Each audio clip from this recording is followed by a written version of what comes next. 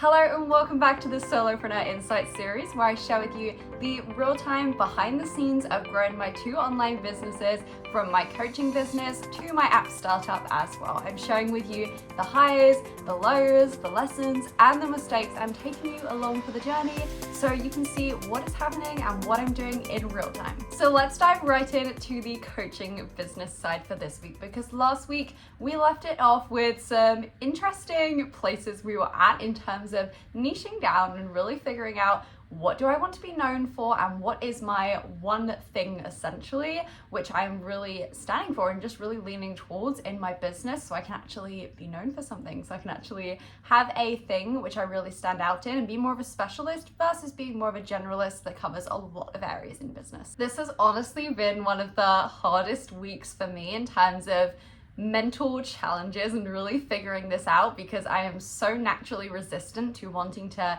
niche down in any way and wanting to be more of a generalist, but I know that is really not serving me right now, and I know I really need to specialize in something. And also I'm really at that place of that phrase, if you're speaking to everyone, you're speaking to no one. I feel like that really is describing where I'm at the moment, and I'm speaking so widely, so broadly, that I just really need to pick a thing essentially. And I'm happy to report that we've had a lot of light bulb moments over the week. I think the important thing I would say as well about just this whole process of niching down and figuring out what your thing is there's not one big moment. We think there's going to be this big epiphany, this big aha moment where suddenly you have the answer and everything slots into place. For me personally, it's really been a lot of white space this week, a lot of just sitting with this question and just really seeing what's coming up, brain dumping, just throwing ideas together and just seeing what's really sticking. And it's been a process of continuously getting closer to this versus having one big moment where everything kind of falls together. I will say though, we are really getting there, and I feel very confident about the direction I'm moving in. So I will update you probably next week on really what that is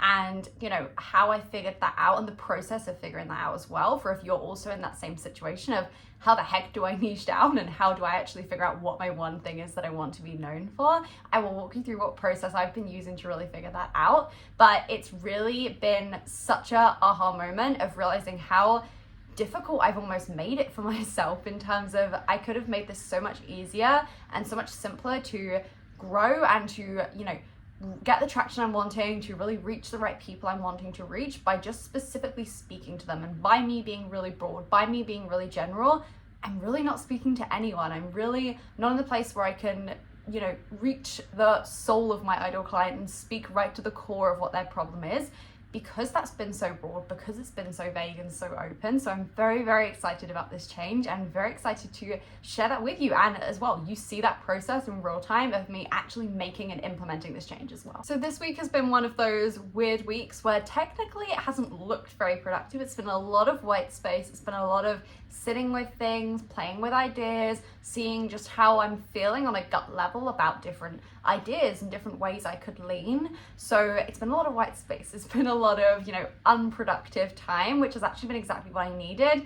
And again, I think it's really important to give yourself that time when you need it and allow you to just have a week being that time. For me right now, as you can see from the different background, I'm in Copenhagen in Denmark at the moment.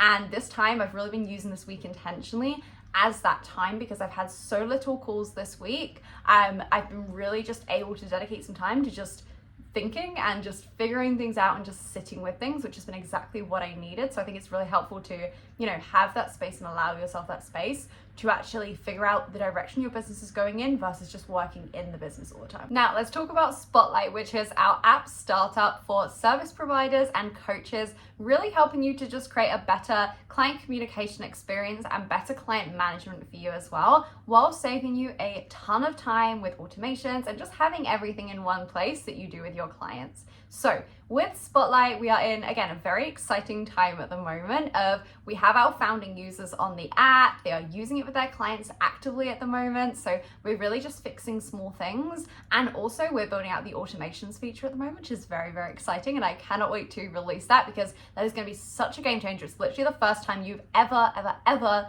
been able to do message automations with your clients, not just email automations, but actually automating the messages you're sending for weekly check-ins, onboarding, all of those different things, and it's going to be such a game changer when we've got that implemented. But this week I really wanted to share with you some of the lessons which we've really learned, I think, over the last 6 months, because I think right now we are in such a vastly different place with Spotlight than we were, 6 months ago. 6 months ago, this was still very much an idea that we were playing with. We hadn't got any paying users on it, versus now it's really a legitimate business. It's really a, startup that's already profitable before we've even launched. We're planning our official launch. We've already got, dozens of actually users on the app, and it's in a really just different place than it was 6 months ago, and it feels really different.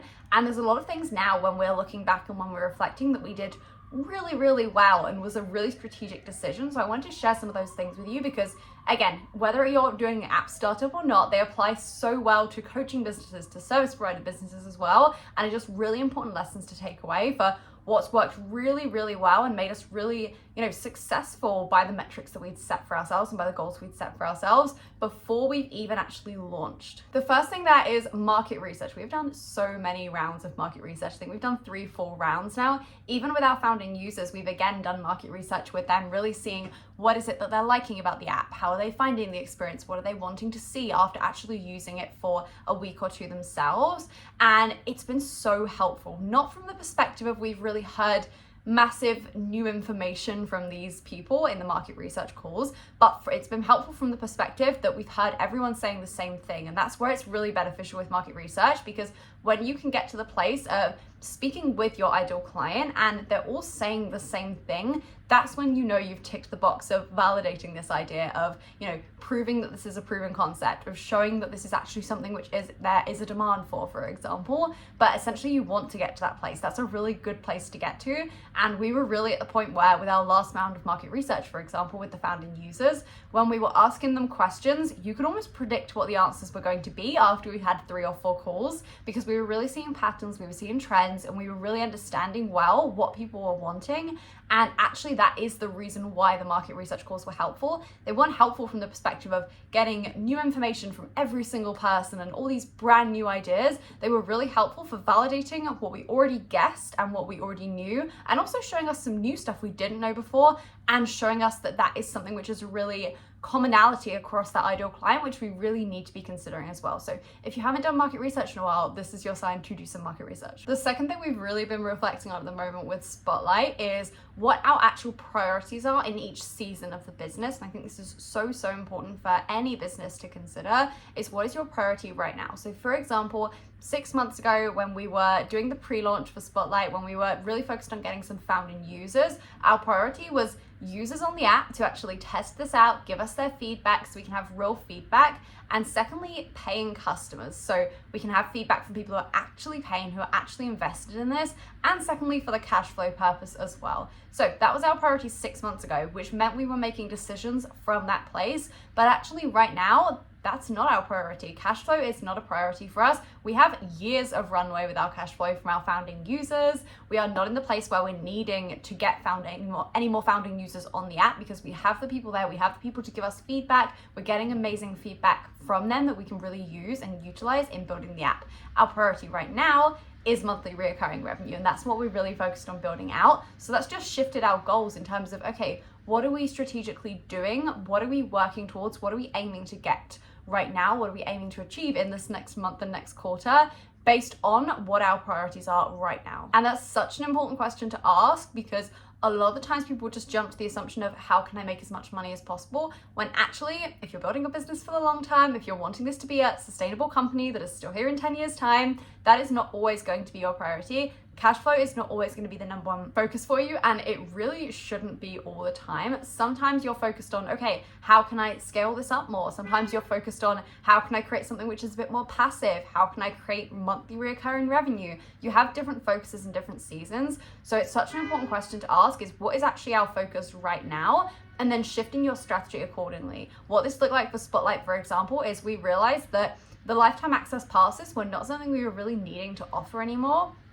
These were really beneficial in terms of getting those founding users and getting cash flow in the business, but they're not our priority anymore. So we're actually discontinuing those in a couple of weeks. This is your final chance as well if you are interested in getting a lifetime access pass. So I will put the link below where you can do that. But again, we're discontinuing those in a couple of weeks. They're going to be gone. And then the only way you'll be able to get access to Spotlight is through a subscription model, because again, monthly recurring revenue, that is our priority right now. So again, such a great reminder that really to look at the priorities of what is the focus for your business right now, what do you actually need in this season, and really building your strategy and your tactics around this instead of going with a arbitrary goal of I just want to make more income. Actually figure out what is your priority right now in this season and focus everything you're doing around this. So that is the recap for this week in Copenhagen. I will see you in the next video with more updates and actually sharing what is this new direction, what is this niche as well, and sharing more updates with Spotlight as well. Make sure you give this video a like and subscribe so you do not miss the next episode in the Solopreneur Insights series. Comment below what you would love me to talk about more of and to see in the next episode as well. Thank you so much for watching, and I will see you in the next one.